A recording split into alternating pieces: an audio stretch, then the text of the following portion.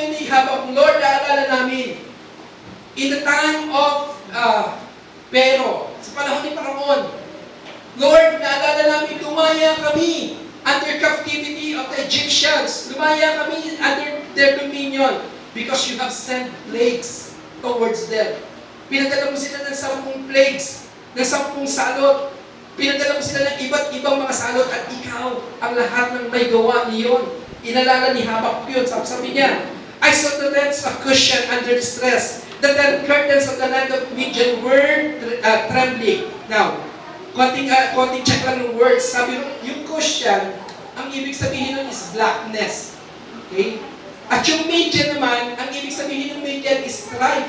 Now, etong verse na ito, it refers to the times of the judges, sa panahon ng mga hukom, kung saan sila ay patuloy na binubulabog ng mga kalaban sa iba't ibang bahagi. Pumasok sila ng promised land under Joshua. Then after Joshua, wala nang namumuno sa kanila. Kaya from time and again, sabi, ang Diyos ay nagre-raise up ng judge. Kapag sila ay nangangailangan ng saklolo, magre-raise up sila ng judge. Na sa panahong iyon, may mga kalaban sila. All throughout, may mga kalaban sila. But then, naalala ni Habakuk, Lord, sa panahong iyon, wala kaming hari, kayo ang nagliligtas sa amin. Sa panahon ng kadiliman, sa panahon ng pagkakabahabahagi, sa panahon na hindi kami nagkakasundo, nagkakaisa, ikaw pa rin ang Diyos na nagliligtas sa amin. Amen po ba? Tapos sabi nyo ito ngayon, verse 8, did the Lord rage against the rivers? Or was your anger against the rivers? Or was your right against the sea that you rode on your horses, on your chariots of salvation? Now this verse, sabi nito, patungkol sa rivers, patungkol sa sea. It speaks about the passing of Israel sa gitna ng karagatan. Binuka ng Diyos ang karagatan, hinati ng Diyos ang karagatan, nagbigay ng highway sa gitna ng dagat, at hinayaan niyang magkaroon ng pagdaan ng bayan ng Diyos patungo sa kaligtasan sa pamamagitan ng pagdaan sa isang highway na ginawa ng Diyos sa isang karagatan. Kaya sabi nito, your bow was made bare, the rods of chastisement were sworn. You claimed the earth with rivers, the mountains saw you and quaked, the downpour of water swept by, the deep uttered forth its voice, it lifted high its hands. Sun and moon stood in their places. They went away at the light of your arrows, at the radiance of your gleaming spear. Remember the time of Joshua? Remember the time of Moses? Di ba meron silang mga kalaban? May mga kaaway sa Joshua was leading the army. Pero nananalo na sila noon. Nagwawagi na sila sa labanan. Pero sabi niyo, dumalangin sila ngayon sa Diyos, Lord, huwag niyo pong pababain yung araw. Hanggat merong kalaban, hayaan yung nakataas yung araw. Kaya ang ginawa ng Diyos, hindi niya hinayaan yung araw ay bumaba. Hindi niya hayaan yung buwan ay tumaas. Nanatiling mataas ang araw ng sa ngayon, ang bayan ng Israel ay tuloy-tuloy sa kanyang pagdumig sa kanilang mga kalaban. Kaya sabi niya, hindi kami may gawa nun. Sino may gawa nun? Ang Diyos, pinatigil niya ang araw upang kami ay magpatuloy sa aming pakikitigbat, malalo kami. Verse 12, in indignation, you marched through the earth. In anger, you trampled the nation. You went forth for the salvation of your people, for the salvation of your anointed. You struck the head of the house of the evil to lay him open from thigh to neck. You pierced with his own spears the head of the strongs. They stormed in to scatter us. Their exultation was like those who devoured the oppressed in secret. You trampled on the sea with your horses on the surge of many waters. Wow! And nag-climax siya sa pag-aalala niya, Lord, naalala namin, matapos kaming tumawid doon sa dagat na pula, anong ginawa mo? Yung mga kalabang umahabol sa amin, pinatay mo silang lahat. Tinabunan mo sila ng tubig. At hindi sila nakasunod sa amin. Hindi kami may gawa nun. Hindi kami may gawa nun. Ang Diyos ang gumawa ng bagay na yun. Now, minsan may napanood ako sa History Channel concerning this event kasi gusto nilang i-prove si God sa pamamagitan ng giving scientific basis sa mga nangyayari. Na minsan daw may nangyayari isang parang perfect, may tinawag sila doon na bumubuhos, umiihip ang isang napakalakas na hangin na nag-draw back yung water. Na sinabi niya, etong lugar na ito, saktong-sakto Yung lugar na iyon, saktong-sakto na dumating yung pagkakataong iyon, iyon, at that point of time, umihip yung hangin iyon at ipinush yung water kaya nagkaroon ng pagkahati at nakaraan yung maraming mga tao. Now, sabi lang, posible talaga na mangyayari scientifically, ipinumprove nila scientifically, pinumprove nila, kaya talaga, mangyayari talaga, makatatawid ang mga tao dahil umihip ang isang free air tapos nahati ang dagat at nagkaroon ng pagtawid ang mga tao patungo sa kabilang pampang. Now, ang malaking problema nila ay yung bilang ng tao. Millions yung bayan ng Israel na lumabas ng Egypt. Kaya nga takot na takot ang Egypt sa kanila eh. Takot na takot kasi mas marami na yung bilang nila. Milyones ang dadaan at sabi nila, hindi tatagal ng mahabang oras ang pagbuka ng tubig. Kaya ginawa nila, just to satisfy science, nagkaroon ng clerical error.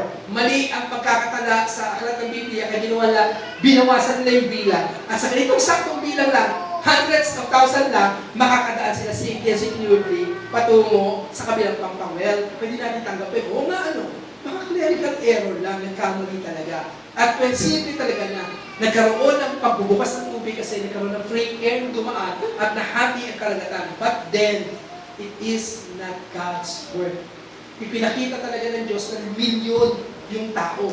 Nang sa gayo, kahit sabihin ng science, pwede bubuka ang tubig sa pamamagitan ng air, but then, hindi pwede sa pamamagitan ng milyon ng tao makakaraan lahat doon. It's all because of God.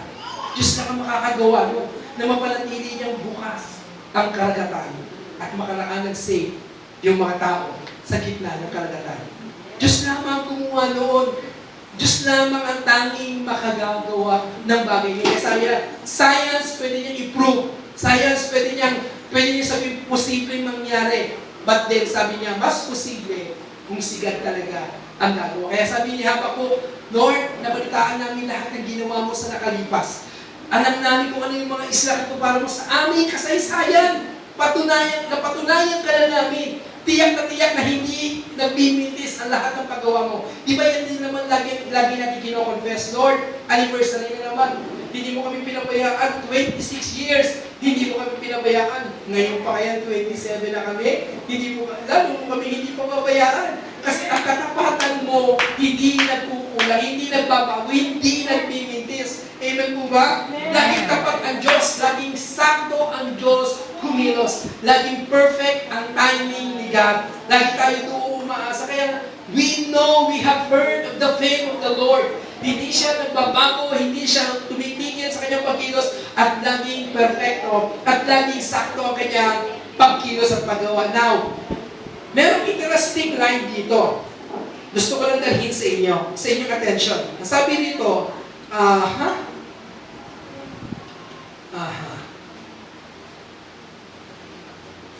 Okay, sabi ng verse 13, you went forth for the salvation of your people, for the salvation of your anointed.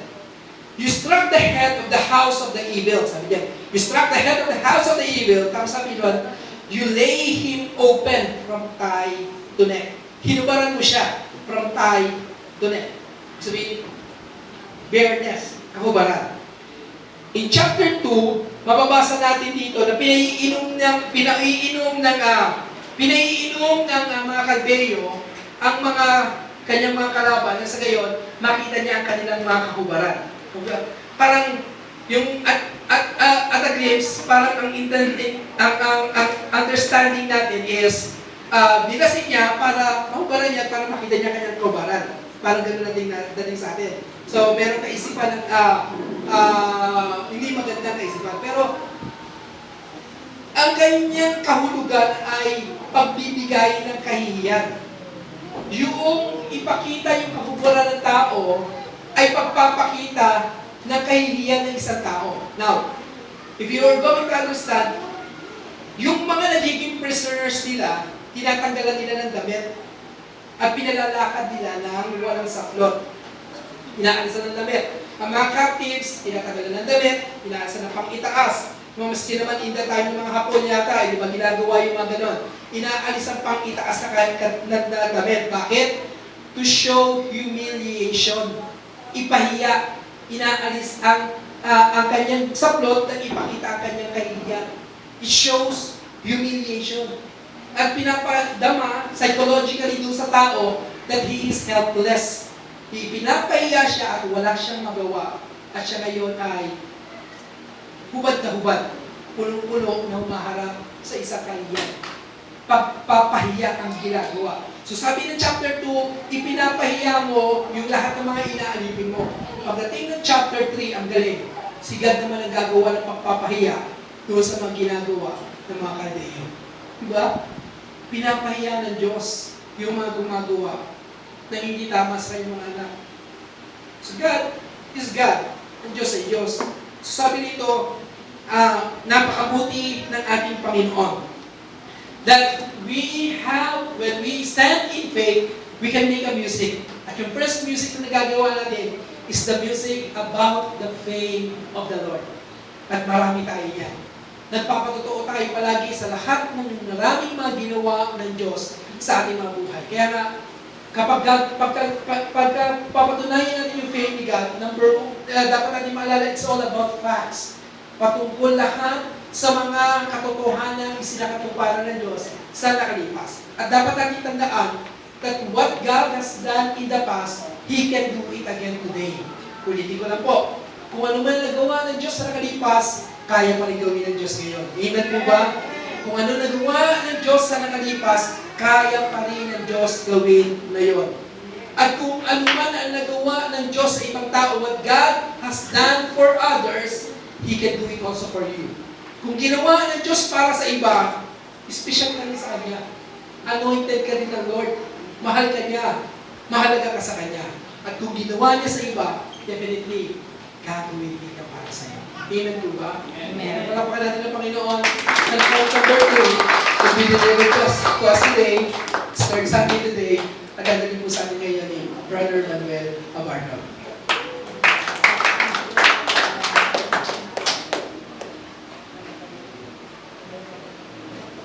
Ikaw na naman.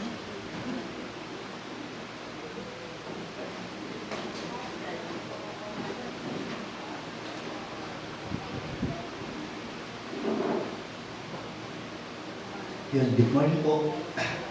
Sound of faith. The first is, it's a sound of faith.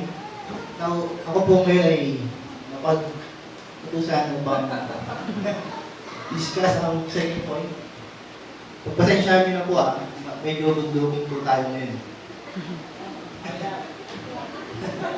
Calmness. Ang pinaka-focus din natin sa verse 16 po, I heard and my inward parts trembled. At the sound, my lips quivered, decay enters my bones, and in my place I tremble. Because I must wait quietly for the day of distress, for the people to arise, who will invade us.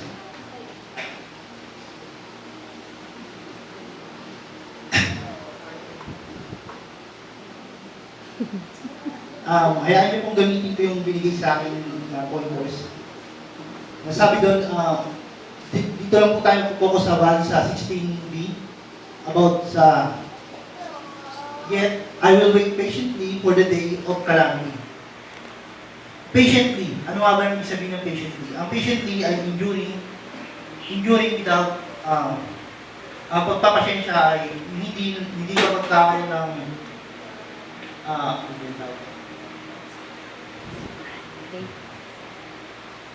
without complaint. O hindi, parang sinasabi niya dito sa verse nito, ano man ang mayari, kakayanin ko at kakayanin namin, kakayanin. For the day of calamity. Calamity. Ano nga ba yung calamity? Halimbawa dito sa Pilipinas, ang state of calamity ay dinideklara lamang kapag may grabing disaster na dumating sa Pilipinas. O pag may isang pagkaguho o masasabi natin na maraming mga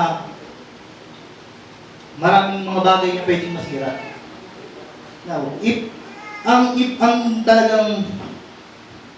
literal meaning ng salitang ng verse na ito is I might rest in the day. I might rest in the day of troubles. Na parang sinasabi niya na na kahit may kalamidad na parating, o kung babalikan natin, kung titingnan natin kung prior dun sa chapter 1 na naparating yung pananakop ng mga Babylonian sa kanila, na nagkakaroon siya ng kakayanan para makapagpahinga, o nagkakaroon siya ng peace, ng calmness sa kanyang puso at isipan. Ano nga ba yung peace? Ito yung absence na trouble. Pero makikita natin dito na humaharap sila sa isang matinding pagsubok. Na hindi nga lang ito pagsubok kasi sa tunay magkakaroon, sasakupin sila ng mga Babylonians, maraming mamamatay at maraming at sila yung magiging isang slave sa bayan, sa mga Babylonians. Pero sinasabi dito, I might rest o magkakaroon ako ng kapayapaan sa aking puso at isipan.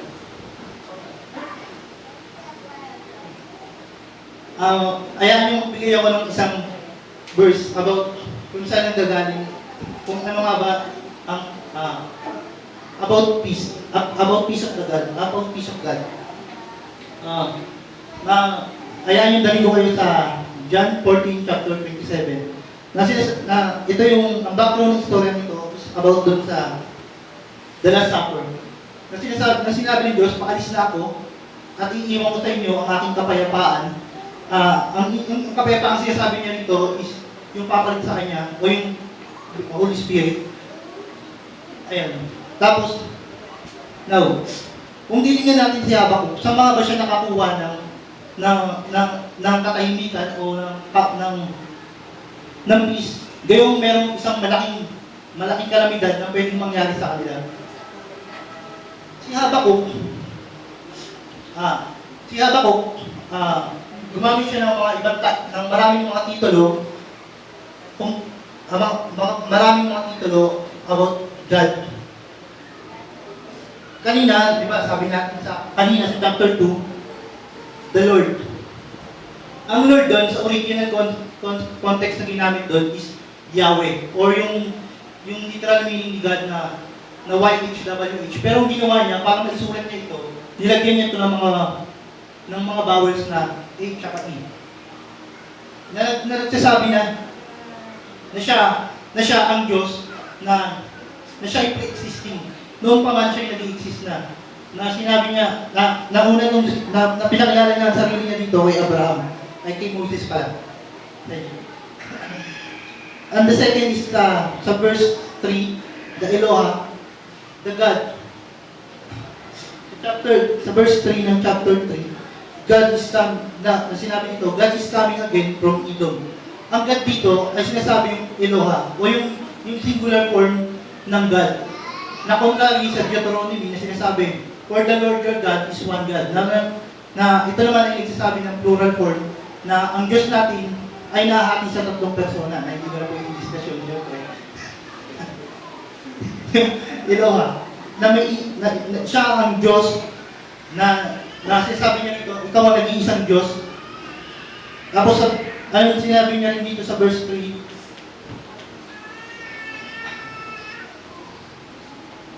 The Holy God, or Holy One. Sinasabi dito set apart. Kung ating matatandaan dun sa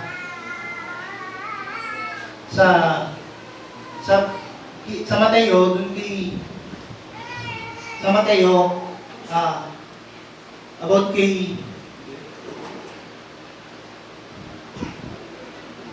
Nicodemus at saka kay Jesus,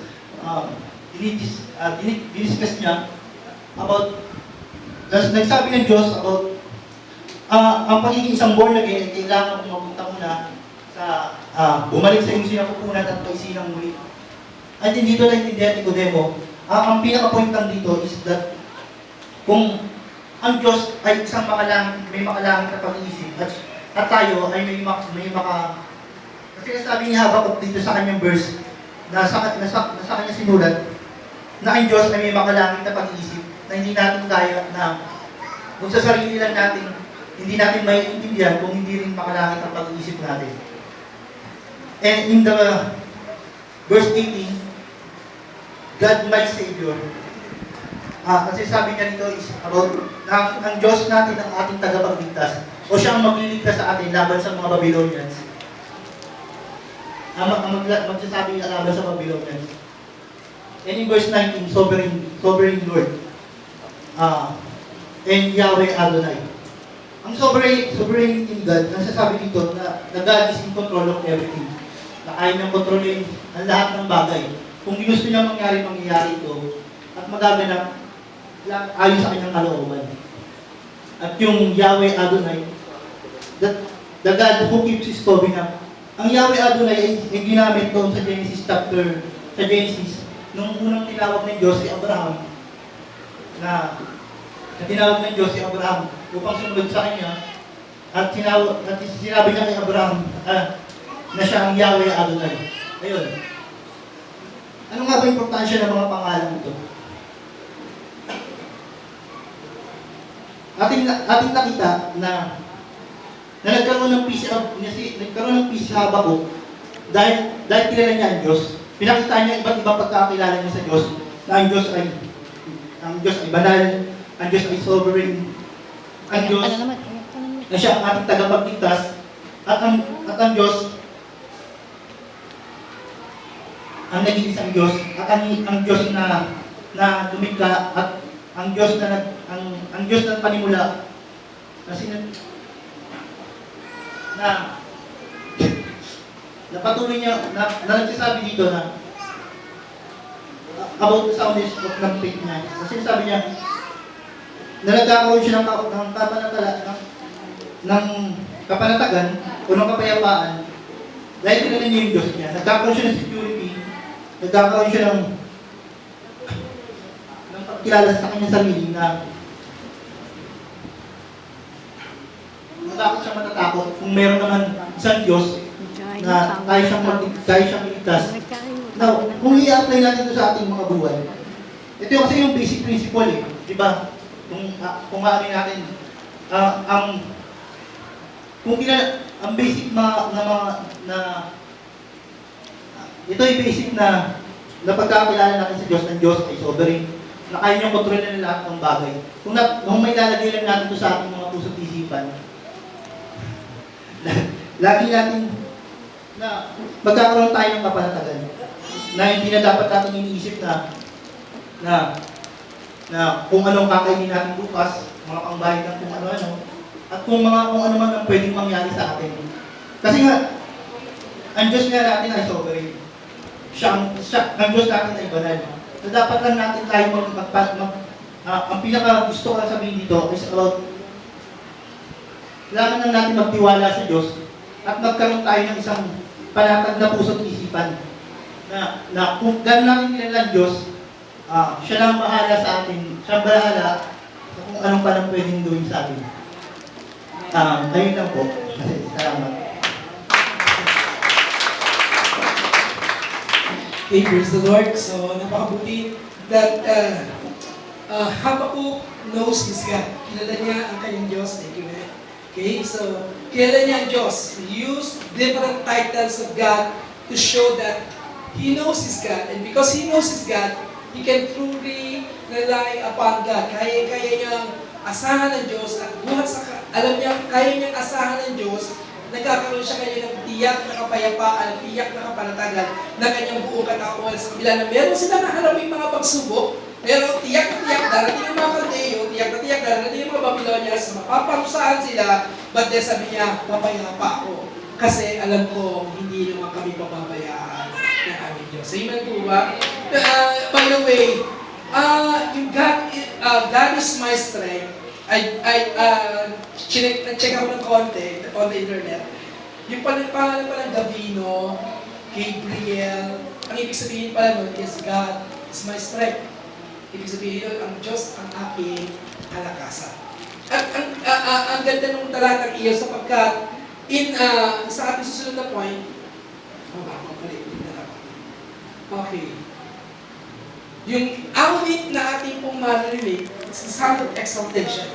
Okay? Mula sa pananampalataya ay magkakaroon tayo ng pag-exalt sa ating Panginoon. What is exaltation? It's to rejoice greatly. Hindi lang basta magsaya, kundi sobrang pagsasaya. To rejoice greatly. Yung natry nyo bang manood ng, ano ba yung sa Channel 11 dati yung pagtanghali, nakakatawa-wawi? Ha? Sa Light TV yung parang may pera ba yun din sa Light TV dati? Alas 12 na nakakatawa ng wawawi. Doon yung mansanas o ganito. Basta meron sila ang usapan ganito. 100 pesos. Mansanas o eto. Mamimili ka kung ang presyo ba. Tapos ang tawaran ay 200 pesos. Mansanas o bayong. Pero magkatawaran kayo. Sabi mo, mansanas, ganyan. Pagka nanood ka ng mga wawawi, o wiling-wiling ngayon, di ba? Or Eid Bulaga, pag pinalan mo yan, ang tawaran, ang isa ay 10,000 pesos. Pero o bayong, mga kaldero o ganito. Mga tawaran, at doon nakakatuwa. Ang tawaran, sisimula ka, 100 pesos. Mansanas. Kawawa naman, kulang sa sponsor yung ating mga kulang tayo sa sponsor. Pero eto ngayon, di ba, pag nanalo ka sa mga big noontime shows, pag nanalo ka ng 100,000, di ba, nanalo ng ganun klase nga, masaya. Nanalo ka ng 1 million pesos, mas masaya. Pag nanalo ka sa game show sa Channel 11, 500 pesos, yay! Ang saya-saya ko, nanalo ko ng 500 pesos. Thank you po kay sister ganito. Diba? Pag doon, ay, siya, ganun talaga. Pagka sobrang saya nila, talaga nagtatalo. So, yun exaltation. Greatly rejoicing. Paano siya nag-exalt? Sabi niya, though the fig tree should not blossom, and there be no fruit on the vines, though the yield of the olive should fail, and the fields produce no food, though the flock should be cut off from the fold, and there be no cattle in the stalls. Sabi, mawala man ang lahat ng bagay na ito. Darating ang mga kadleyo wawasakin ng lupain. Talagang masisira ang lahat ng pananim, kabuhayan, mga bahay, makakalat ang bayan. Aalipinin ng iba, papupunta sila sa iba't ibang mga lugar. So kahit na mangyari ang lahat ng bagay ito, mawala ang lahat ng bagay. Pati ng S3.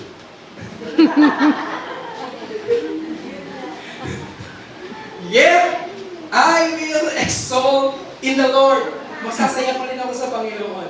Yet, I will exalt in the Lord. I will rejoice in the God of my salvation.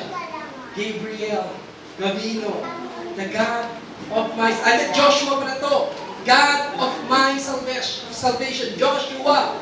Ang ibig sabihin ng Joshua is the God of my salvation. Tapos dito ngayon, Gabriel, si Gabino. The Lord is my strength. The Lord God is my strength. And He has made my feet like hinds feet and makes me walk on my high places. Right?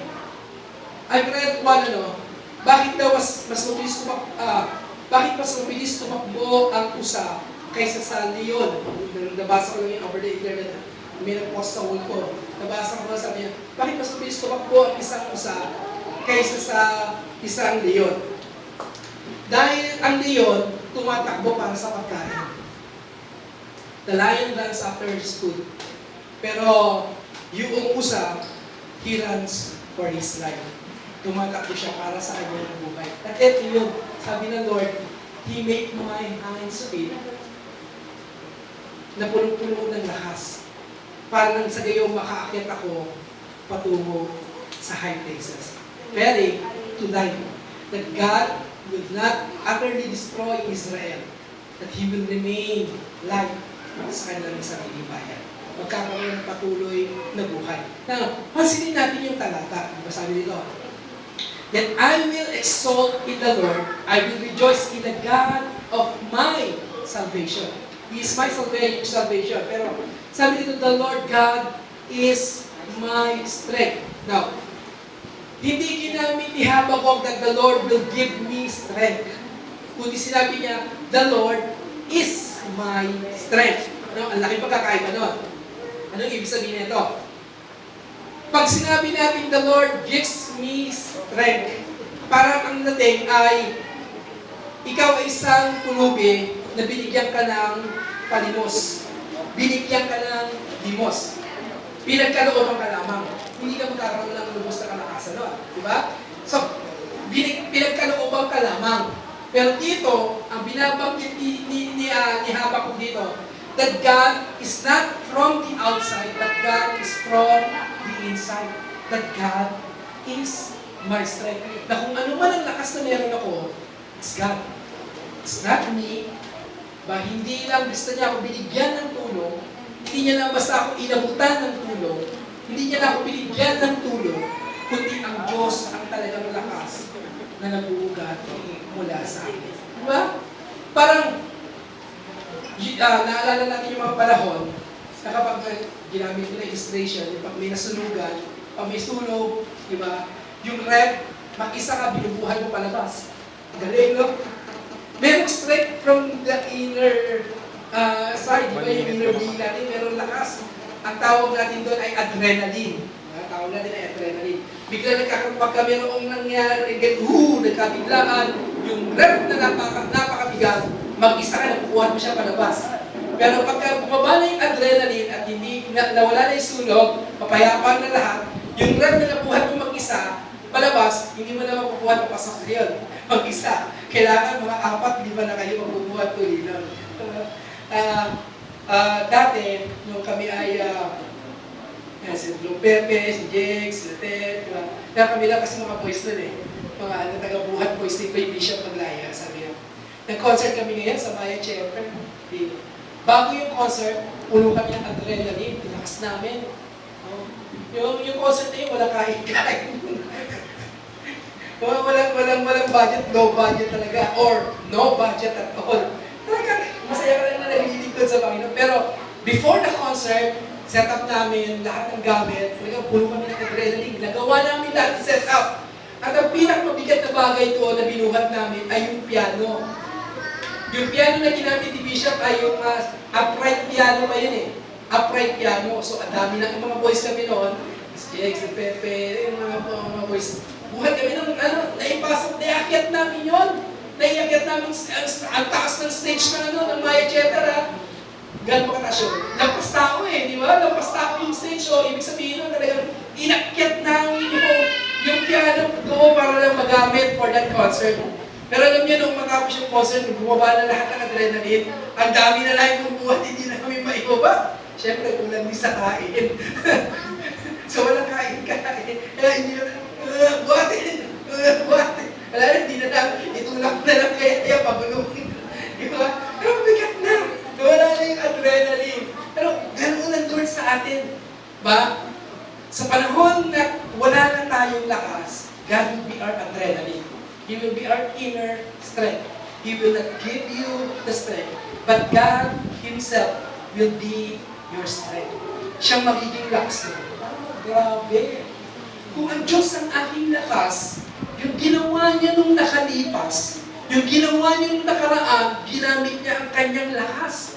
Yung ginawa niya dati, yung ginawa niya sa ibang tao, gamit niya ang kanyang lakas. Ngayon kung yung lakas niya ay nasa akin, at siya yung aking lakas, ibig sabihin, may gagawin dakilang niya sa buhay ko.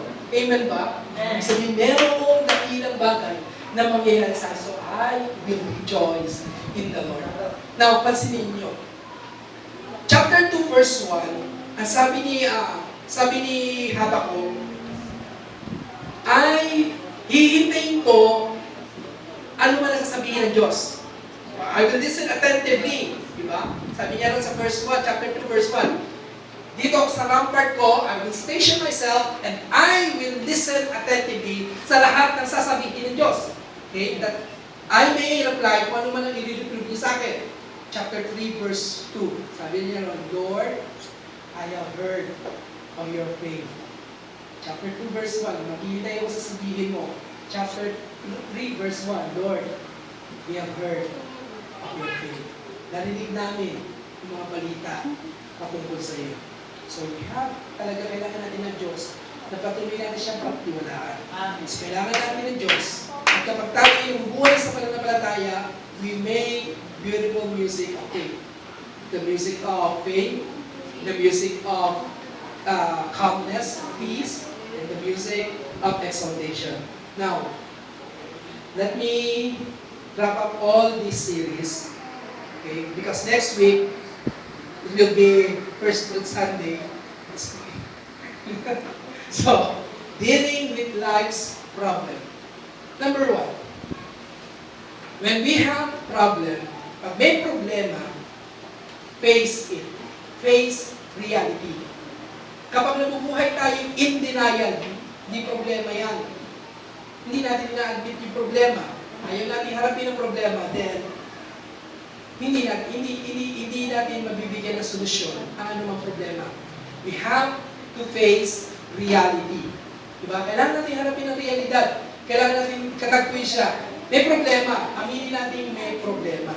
Hanggat iniiwasan ang problema, hanggat hinahanap ang problema, hanggat hindi natin gustong aminin na problema siya, hindi natin siya mabibigyan ng pagsisimulang gawain para matapos ang isang problema. We have to face the reality. Number one. Number two, pag inadmit mo na siya ay problem, then pray. Ito na ginawa ni Habakkuk. He talked with God. Chapter 1, he talked with God. Chapter 2, he talked with God. Chapter 3, he talked with God. Pray, pray, pray. Number 3, after praying, you wait. Don't rush things. Wait. Huwag nating madaliin ang mga bagay. Because most of the times, when we rush things, we do bad things. That in the end, i-regret natin siya. Bakit ko ginawa ko? Dapat natuto akong maghintay sa Panginoon. Bakit ko ginawa ko? Bakit ko ginawa ko? Dapat pinagtiwalaan ko ang Diyos. Dapat umasa ako sa Diyos. Dapat tinignan ko may gagawa talaga ang Diyos sa buhay. So, wait. Be patient. Have patience. Number 4, listen. So, while waiting, listen. Listen attentively. Listen to the voice of God. Nagsalita ka na, then it's time for waiting. At during the time of waiting, listen. Lord, ano bang gusto mong sabihin? Lord, ano bang gusto mong sabihin? So listen attentively. At kapag may sinabi ang Diyos, ano gagawin natin? Siyempre, we obey. Kapag may sinabi, then we obey. Amen po ba? Amen. Amen po ba? Amen. So we have to obey. Now, meron ako napulot na concerning the will of God. Kasi baka kaya hintay natin, hindi tayo baka, Lord, ano ba yung gusto mo talaga sabihin mo sa akin? Lord, sabihin mo sa akin kung anong kulay ng damit ang isusuot ko ngayong araw na ito. Wala kulay yan. Walang ganun. Lord, ano ba gusto mong style ng buhok ko ngayon? Well, ang wife ko nag-decide ng style ng buhok ko sa bawat linggo, bawat araw. Ami, bahala ka lang. So, hindi na si God. Si God pa ba mag-decide kung anong style ng buhok? Lord, ano ba isusuot kong damit ngayon? Should I wear pants? Or I wear skirts? Or I wear ganito, ganyan, ganyan? Hindi na si God na mag-decide doon para sa'yo. Walang ganun. Diba? Sabi ni Pastor Samuel, natutunan niya about the will of God. May iba ang point nila sa will of God is like a dot, isang tuldok. Na gusto nila, yung tuldok na yon ang siyang specific na sasabihin ni God. Pwede yon. May pagkakataong gano'n ang ginagawa lang talaga on the dot. Yun, talaga eksakto, bullseye. Ito ang sinasabi, itong dapat mong gawin. Yung katulad sa art, kailangan specific, kailangan eksakto. But most of the times, yung will ni God is like, isang square. Hindi dot, hindi yung dot. Ang will ni God, yung square. Ano ibig sabihin ng square? It means parameters, boundaries. When you read your Bible,